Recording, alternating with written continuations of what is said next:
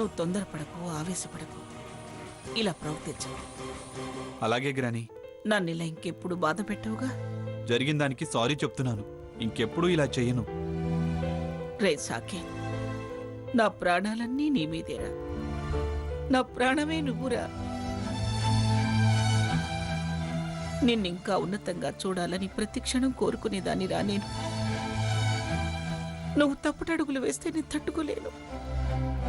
నీకోసమే నేను బతుకుతున్నాను రా. నాకు తెలీదా గ్రాని? నేనంటే నీకెంత ప్రేమో నాకు తెలీదా? రే, ఆ భాగీరథి వాళ్ళు ఏదో పథకం ప్రకారమే వచ్చారనిపిస్తుంది. నువ్వు జాగ్రత్తగా ఉండాలి. ఆ హారతి అతి తెలివితేటలు ప్రదర్శిస్తుంది. దాని మాటలు నమ్మకు. అర్థమైంది గ్రాని. అందుకే మళ్ళీ కనిపించొద్దని వార్నింగ్ ఇచ్చాను. మంచి పని చేసావురా. కన్నా, నీ చేత్తో కొంచెం జ్యూస్ తెచ్చిస్తావా? అలాగే గ్రాని.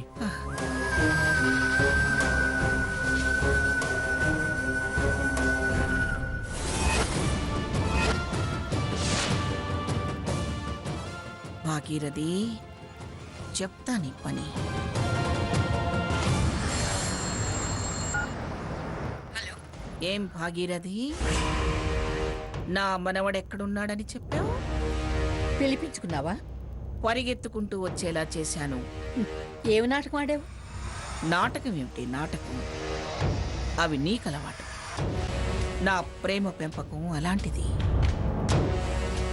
వాడు నన్ను వదిలిపెట్టి నిమిషం కూడా ఉండలేడు. గీత దాటాడు, పంజరం వదిలాడు అని ఏదేదో అన్నావు. నాకు సారీ చెప్పి సేవలు చేయడానికి వచ్చాడు.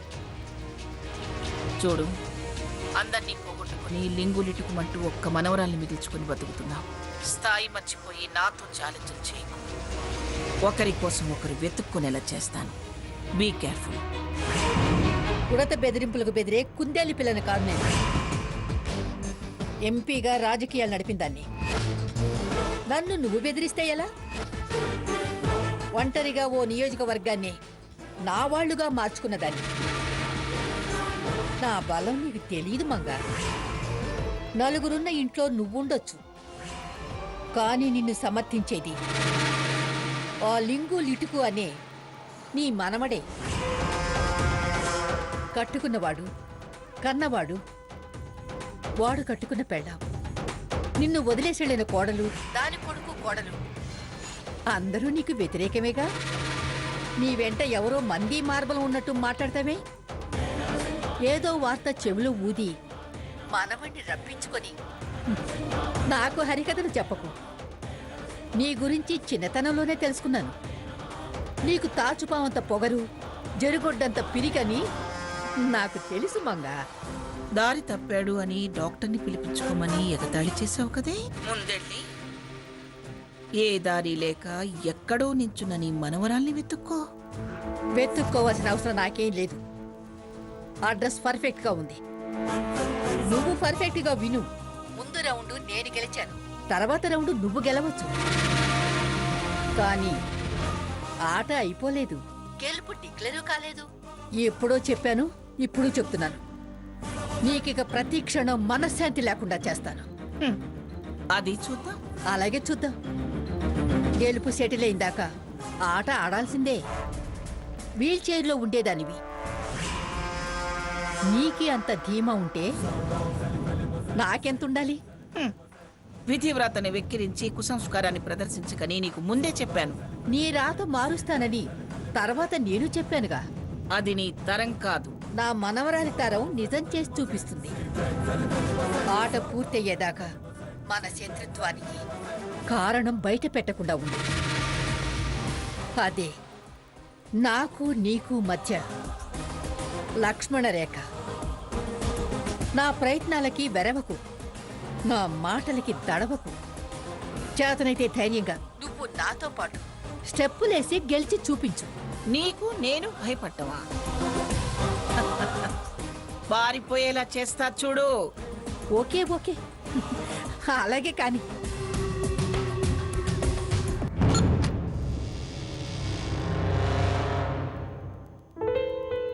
గ్రాని, ఇదిగో ఫ్రూట్ జ్యూస్.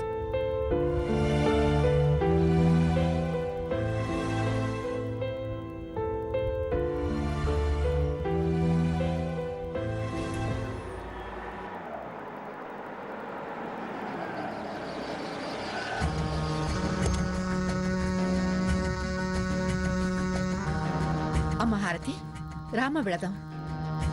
రామ్మ ఎక్కు.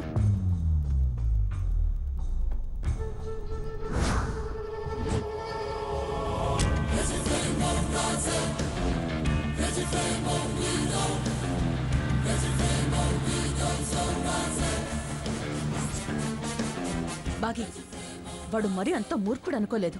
కొత్తగా అలాంటివేంటి హారతి? తన మూర్ఖత్వం గురించి నేనెప్పుడో చెప్పాను. ఇప్పుడు నీకు తెలిసిందిగా. గ్రాని జపం తప్ప మరొకటి లేదు. ఛీ, ఈ కాలం లక్షణాలే లేవు. ఎంతసేపు ఆ రఘురామ్ని సీతని తిట్టడం, ఆ ముసలావిడ్ని మోయటం. అలాంటి వాణ్ణి మార్చటం అంత తేలికైన పని కాదు. రూటు మారుద్దాం. అంటే ఎవరంటే ఆ మూర్ఖత్వానికి కోపం వస్తుందో వాళ్ళని చారదిద్దాం. అటు నుంచి, అదే సీత వైపు నుంచి నరుక్కొద్దాం. వాళ్ళు మనకి దగ్గరైతే వీళ్ళకి ఆవేశం వస్తుంది. ఆవేశం ఆలోచించనీయదు. వాళ్ళకి తెలియకుండానే తప్పు చేయిస్తుంది.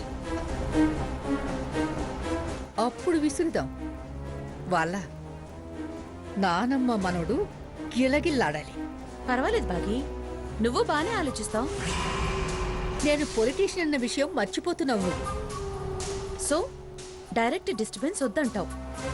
వాళ్ళ సామ్రాజ్యాన్ని ఇండైరెక్ట్ గా కూల్చాలి, అంతే కదా? వాళ్ళ మనుషుల్నే వాళ్ళ మీద ప్రయోగించాలి. ఆ సీతా రఘురాములు మనవాళ్ళు అవ్వాలి, అంతే కదా?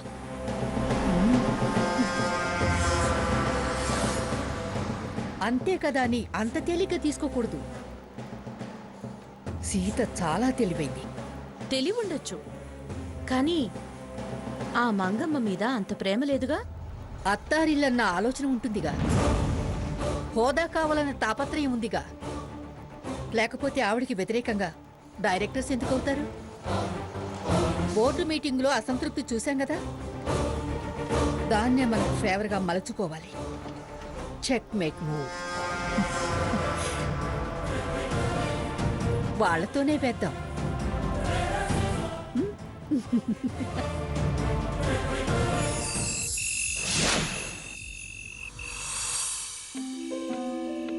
గ్రాని, ఎలా ఉంది? నాకేంరా, నిన్ను చూడగానే దిగులు తగ్గింది, గుండె దడ తగ్గింది. ఇప్పుడు బాగానే ఉందిరా. ఆ, ముందు ఈ బ్రెడ్ తిను గ్రాని. బ్రెడ్? నాకు బ్రెడ్ అంటేనే అసహ్యంరా. పోనీ ఫ్రూట్స్ తింటావా? ఇప్పుడేం తింటాను, పాలు తాగుతానులే. పోనీ బిస్కెట్స్ ఏమన్నా తీసుకురమ్మంటావా? తీసుకొస్తాను. అమ్మమ్మ గారు, వేడి వేడి ఇడ్లీలోకి అల్లం చట్నీ చేశాను. మీ నోటికి రుచిగా ఉంటుంది అని తినండి. చేతల వికారంగా చేసేదాన్ని నోటికి రుచిగా చేసి తెచ్చావా? మళ్ళీ మళ్ళీ మీరు అనడం, నేను వివరించడం అంతగా బాగుండదు. పెద్దవారు పొద్దుటి నుంచి ఏమీ తినలేదు. వేడి చల్లారికి ముందే తినండి, లేకపోతే నీరసం వస్తుంది.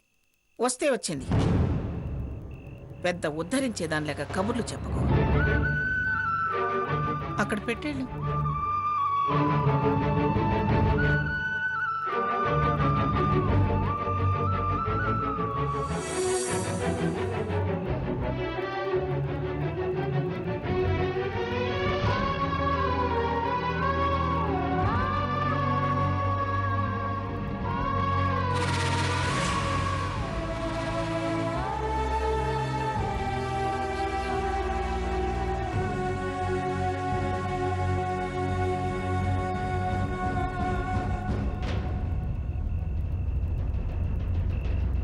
సీత, నాన్నమ్మ ఏమన్నా అందా? కొత్తగా ఏముంది, పాత పాటే అనడం ఆవిడికి అలవాటేగా. నాటకము నిజము. అమ్మమ్మ గారు ఏమీ తినలేదని ఇడ్లీ తీసుకెళ్ళాను. కాస్త పుల్ల పుల్లగా నోటికి రుచిగా ఉంటుందని అల్లం చట్నీ చేశాను అన్నాను. యథా ప్రకారం ఆవిడ ధోరణిలో ఏవో పుల్లవిరుపు మాటలు అంది. వాడి ప్రవర్తన మన మీద ఇంకా కోపం పెంచే ఉంటుంది. మన ప్రవర్తనని వాళ్ళు అర్థం చేసుకోవడం లేదు. అర్థం చేసుకోక కాదు, అయిష్టం అంతే.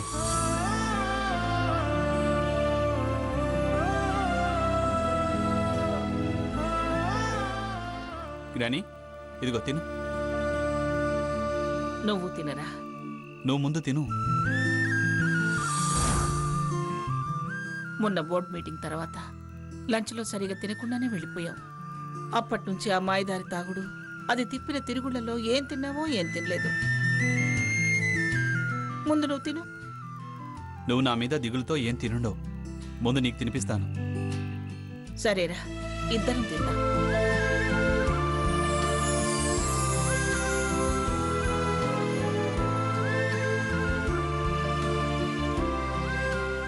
గ్రాని, అల్లం చట్నీ బాగుంది గ్రాని.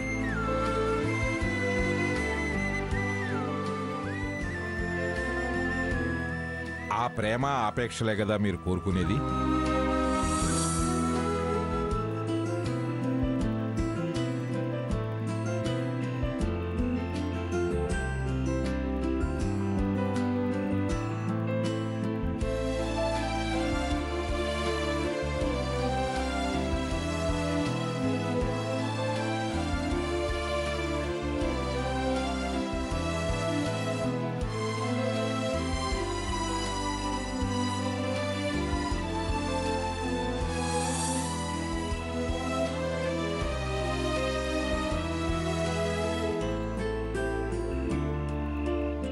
ఎప్పుడు దక్కుతుందా అని బాధపడుతున్నావా?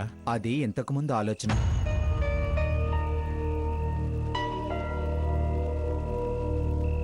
కానీ ఇప్పుడు ఆలోచన మార్చుకున్నా తాతయ్య. మార్చుకోవటం ఏమిట్రా? నువ్వన్నట్టు అవే ఆశించి వచ్చాం. కానీ అవి మాకు దక్కుతాయో లేదో నమ్మకం లేదు. కానీ గతంలో ఈ ఇంట్లో ఉన్న ప్రశాంతత మామూలంగా మీకు దూరమైంది. నిన్నటి మీ నిర్ణయం అదిగో వాళ్ళ మధ్య ప్రేమాభిమానాల్ని 2 రోజులు దూరం చేసింది. ఇప్పుడు చూడు, వాళ్ళెంత ఆనందంగా ఉన్నారు. మేము అనుకున్నది దక్కుతుందో లేదో గ్యారంటీ లేదు. దానికని వీళ్ళ మధ్య గ్యాప్ రాకూడదు. మిస్ అయ్యామనే ఫీలింగ్ తొంగి చూడడం మాకు ఇష్టం లేదు తాతయ్య. మా కోరిక తీరకపోగా వాళ్ళ మధ్య ఉన్న ప్రేమలు దూరం చేస్తూ ఆ పాపం మా ఖాతాలో వేసుకోవడం మాకు నచ్చడం లేదు తాతయ్య. అవును తాతయ్య గారు, రఘురామ్ అభిప్రాయమే నా అభిప్రాయం కూడా. మేమింకా ఏ విషయంలోనూ ఇంటర్ఫియర్ అవదలుచుకోలేదు. అంటే మీకు మీరు ఒకరి అభిప్రాయాన్ని ఒకరు సమర్థించుకుంటూ నా అభిప్రాయాన్ని తప్పని తెలుస్తున్నారా? చచ్చా, నిన్ను తప్పు పట్టడం లేదు తాతయ్య. నీ ప్రయత్నం నువ్వు చేసావు, కానీ అది వాళ్లకు తప్పు అనిపించింది. ఇంత గొడవకు కారణమైంది. అందుకే ఆ డైరెక్టర్స్ పదవులు, ఆఫీస్కి వెళ్ళడం వద్దనుకుంటున్నాం. రేయ్, దాందో నాటకం వాడిదో నాటకం. అవి చూసి మీకు మీరు నిర్ణయాలు మార్చుకుంటారా? ఏ నాటకమైనా నాన్నమ్మ కోసం మనవడు, మనవడి కోసం నాన్నమ్మ. కానీ వాళ్ళ ప్రేమ మాత్రం నాటకం కాదు. ఆ ఆప్యాయత అబద్ధమూ కాదు. దక్కుతుందో లేదో తెలియని మా కోరిక కోసం వాళ్ళు పొందిన అదృష్టానికి ఏ ఇబ్బంది కలగకూడదని మేమనుకుంటున్నాం. మా మనసు తెలిసిన వాడివి, నువ్వైనా మమ్మల్ని అర్థం చేసుకో తాతయ్య. రేయ్, నేను మీ మంచి కంపెనీ అభివృద్ధి ఆశించే మిమ్మల్ని కంపెనీలో బాధ్యుల్ని చేశానురా. కంపెనీ బాగోగులు చూసుకుంది ఇంతకాలం వాళ్ళిద్దరేగా. పేరు ప్రతిష్టలు, గుడ్ విల్ ఆల్రెడీ గెయిన్ చేసిన ఫార్మేట్. మా వల్ల కొత్తగా వచ్చేది గతంలో వాళ్ళు సాధించిన దానికన్నా ఎక్కువేం కాదు. దయచేసి మమ్మల్ని బలవంతం పెట్టొద్దు తాతయ్య గారు. మీ ఇద్దరు ఒక అభిప్రాయానికి వచ్చిన తర్వాత నేనేం చేయగలను? మీ ఇష్టం వచ్చినట్టే కానివ్వండి. తాతయ్య, నిష్ఠూరంగా మాట్లాడకు. మా ఇష్టం కాదు, వాళ్ళ మనసు కష్టపెట్టడం మాకిష్టం లేదు, అంతే. ఇలా మీరు తగ్గుతూ పోతే ఇక్కడ స్థానం కూడా వదులుకోవాల్సి వస్తుంది. మీ ఇద్దరు ఒక అభిప్రాయానికి వచ్చిన తర్వాత నేనేం చేయగలను? మీ ఇష్టం వచ్చినట్టే కానివ్వండి. తాతయ్య, నిష్ఠూరంగా మాట్లాడకు. మా ఇష్టం కాదు, వాళ్ళ మనసు కష్టపెట్టడం మాకు ఇష్టం లేదు అంతే. ఇలా మీరు తగ్గుతూ పోతే ఇక్కడ స్థానం కూడా వదులుకోవాల్సి వస్తుంది. ఆ, ఆ పరిస్థితి వచ్చినప్పుడు నీ సలహా పాటిస్తాం. ఇప్పుడు మాత్రం మా మాట విను తాతయ్య. ఇదిగో, అప్పుడు ఇలా నచ్చజెప్పే ప్రయత్నం చేస్తే మాత్రం నేను సహకరించను. అంటే ఇప్పుడు సహకరిస్తున్నావనేగా, అది చాలు. ఆ, ఏదో మాట జరాను, అదే పట్టుకుంటే ఎలా? మమ్మల్ని ఇలాగే ఇంకా మాటలు అనిపించాలి అని మీకుంటే మమ్మల్ని మీ ఇష్ట ప్రకారమే చేయమనండి. వద్దులే, ఈసారికి మీ ఇష్ట ప్రకారమే కానివ్వండి. సరే గాని రేపు న్యూ క్యాప్సూల్ ఫార్ములా ప్రజెంటేషన్ ఉందనుకుంటాను. ఢిల్లీ నుంచి డైరెక్టర్ ఆఫ్ డ్రగ్స్ కంట్రోల్ ఎవరో వస్తున్నారు. మినిస్టర్కి అతనికి పవర్ పాయింట్ ప్రజెంటేషన్ కూడా ఉందన్నారు కదా. రేపు ఒక్క పూట వెళ్ళి రావచ్చు కదా. ఒక్క పూట వెళ్ళినందుకే 2 రోజులు అంతా అతలకుతలం అయింది. నువ్వు దాని గురించి ఏం వరి అవ్వకు తాతయ్య. ఆ ఫైల్ ఆల్రెడీ సాకేత్కి మెయిల్ చేశా.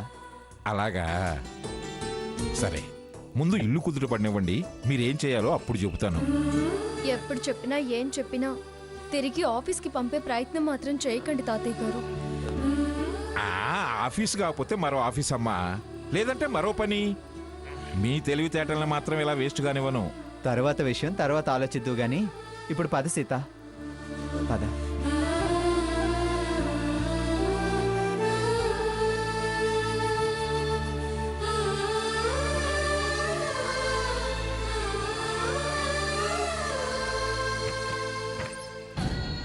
ఏమిట్రా, ఏమిటంత హ్యాపీగా ఉన్నావు?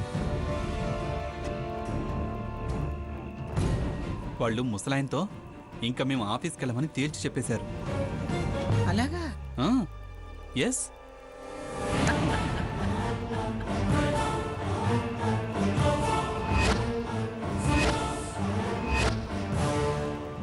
మొత్తానికి వాళ్ళు భయపడి ఆఫీస్కి రాను అనేదాకా తీసుకొచ్చావు. అవును, ఫస్ట్ టైం వాళ్ళు అలా మాట్లాడడం నాకు చాలా చాలా హ్యాపీగా ఉంది గ్రాని. నెక్స్ట్ స్టెప్, ఇక్కడి నుంచి కూడా సర్దుకొని వెళ్ళిపోయేలా చేయాలి. వెళతారా? వెళ్ళకేం చేస్తారు? ఆ శుభవార్త కూడా త్వరలోనే వింటాం. సరే గ్రాని, 8 pains 1 relief formula final presentation meeting రేపు ఉంది. అవునరా, నేను ఆ విషయమే మర్చిపోయాను. వెళ్ళు వెళ్ళు, వెళ్ళి కాస్త రెస్ట్ తీసుకోపో. సరే గ్రాని, నువ్వు కూడా రెస్ట్ తీసుకో. అలాగే. వస్తాను.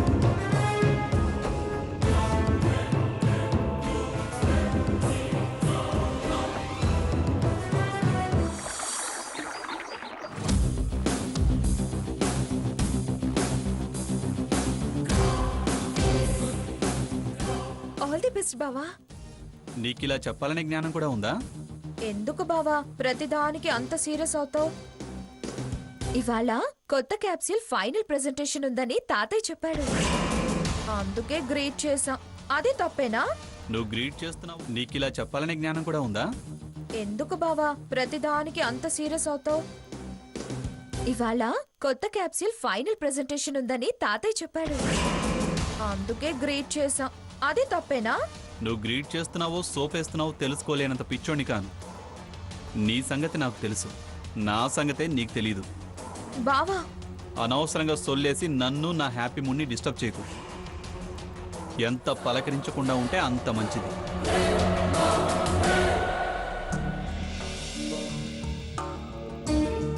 చాలా మంచి నిర్ణయం తీసుకున్నావు రఘురామ్. ఎలాగా అని నేను చాలా ఆలోచిస్తున్నాను. లేకపోతే ఈ గొడవ సర్దుమణిగేటట్లేదు.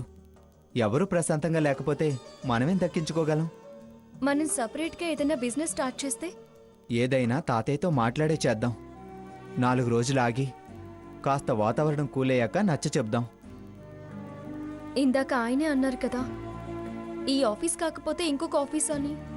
ఈ పని కాకపోతే ఇంకో పని అన్నాడు, అది మర్చిపోయావా?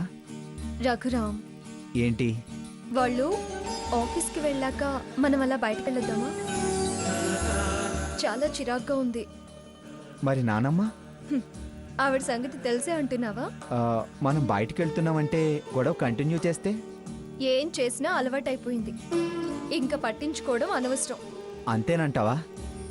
అంతే. యాక్చువల్లీ నాకు మనం అలా సరదాగా తిరిగి రావాలనే ఉంది. దొంగ, ఆ మాట నేను చెప్పక ముందే నువ్వు చెప్పొచ్చు కదా. ఇల్లాలి కోరిక తీర్చాడన్న నీ తృప్తి అనుభవిద్దామని